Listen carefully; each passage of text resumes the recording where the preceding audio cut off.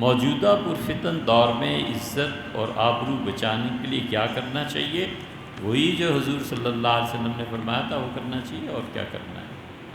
نبی کریم صلی اللہ علیہ وسلم نے فرمایا تھا کہ جب وہ زمانہ آ جائے کہ آجا بکل ذی رائے علی رائے، ہر آدمی اپنی رائے دے کے اصرار کرے کہ میرے مشورے پہ عمل کرو۔ ہر آدمی اپنی رائے پہ اصرار کرنے والا بن جائے، اور تم دیکھو قوم اپنی ماں کی نافرمانی کرے اور اپنی بیوی کی اطاعت کرے، اور جب تم دیکھو کہ لوگوں کو کوئی پرواہ نہیں ہے کہ مال کہاں سے آ رہا ہے کہاں جا رہا ہے، اور آپ نے فرمایا جب تم دیکھو کہ ہر آدمی اپنے نفس کی خواہش پر عمل کر رہا ہے اور حق کو چھوڑ رہا ہے، دع الناس، لوگوں کو چھوڑ دینا۔ میں جب یہ ماحول ملے تمہیں کہیں دع الناس، لوگوں کو چھوڑ دینا۔ ایک جگہ فرمایا بکریاں پال لینا، پہاڑ کی چوٹی پہ چلے جانا، اور وہاں آ کر بھی اگر تم سے کوئی کہنا کہ مجھ سے لڑو، میں قتل کروں یا تم مجھے قتل کر دو، تو آپ نے فرمایا تمہارے پاس تلوار ہو تو اسے پتھر پہ رکھ کے 2 ٹکڑے کر دینا، اس سے نہ لڑنا۔ اسی لیے حضرت ابو سعید رضی اللہ عنہ چلے گئے تھے۔ انہوں نے اپنی تلوار، جب یہ یزید بدبخت وغیرہ کا دور آیا ہے تو انہوں نے اپنی تلوار لاٹھی وہ اس کی لکڑی کی بنا لی تھی۔ کسی نے پوچھا حضرت لوہے کی تلوار کا، اس تلوار کے لیے ہم نے بڑے کام کیے ہیں، لڑے ہیں، کافروں کو مارا ہے، لیکن اب تم دیکھتے ہو یہ فتنوں کا دور آ گیا۔ لیکن ایک بات ایسی ہی ہے، سیدنا حسین ابن علی رضی اللہ عنہ کربلا میں شہید ہو گئے نا،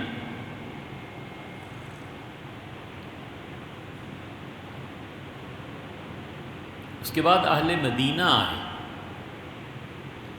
اور اہل مدینہ میں حضرت حنظلہ رضی اللہ عنہ وغیرہ، یہ حنظلہ نہیں ان کے بیٹے، یہ لوگ زندہ تھے۔ انہوں نے کہا اب بھی یزید کی حکومت کے خلاف اگر نہیں اٹھیں گے تو اللہ آسمان سے پتھروں کی بارش کرے گا، پتھر پڑیں گے۔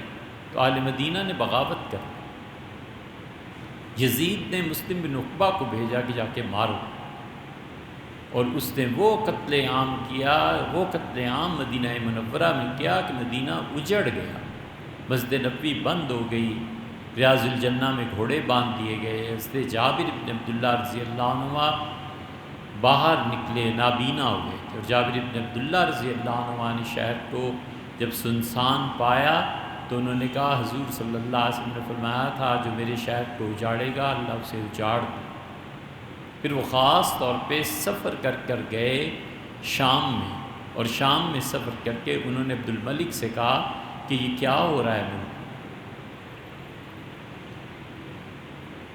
تو اس نے بھی جواب دیے پھر جو کچھ ہو رہا تھا۔ تو اس کا سیکٹری حضرت کا شاگرد تھا، تو انہوں نے کہا تم اسے سمجھاتے نہیں ہو، یہ تمہاری نہیں سنتے۔ ان کا حضرت سنتے بھی ہیں اور نہیں بھی سنتے، جو مطلب کی ہوتی ہے وہ سن لیتے ہیں، اور جو مطلب کی نہیں ہوتی وہ نہیں سنتے۔ اس لیے عوام جو ہے نا، اگر حکمرانوں کے ظلم پر نہ بولیں تو یہ بھی پکڑے جائیں۔ یہ جینا اتنے ٹھنڈے پیٹوں نہیں ہے، یہ زندگی پوری مستقل سنجیدگی کے ساتھ امتحان دینا ہے۔ اس لیے جو لوگ اپنے حکمرانوں کے ظلم پہ زبان تک نہیں کھولتے، اللہ ان سے پوچھے گا۔ اللہ نے کہا فاستخف قومہ، فرعون نے ظلم کر کے، بچوں کو قتل کر کے، لوگوں کو جیلوں میں ڈال کے، مار کے اپنی قوم پر ظلم کیا، فَأَطَاعُوا، اس کی قوم چپ ہو گئی۔ آگے کیا اللہ کہتا ہے؟ اللہ نے یہ نہیں کہا کہ فرعون ظالم تھا، فرعون ایسا تھا برا تھا، وہ اور جگہوں پہ کہا ہے۔ اس جگہ پہ اللہ نے کہا اِنَّهُمْ كَانُوا قَوْمًا فَاسِقِينَ، یہ قوم ہی بڑی نالائق تھی، یہ قوم ہی فاسق تھی۔ تو اس لیے بھیا جب آدمی میں فتنہ سہنے کی طاقت نہ ہو، اور اسے پتہ چلے کہ سچ بولے گا تو بہت عذاب بن سکتا ہے، پھر لوگوں کو چھوڑ کے یہی کرے، اور کیا کیا جا سکتا۔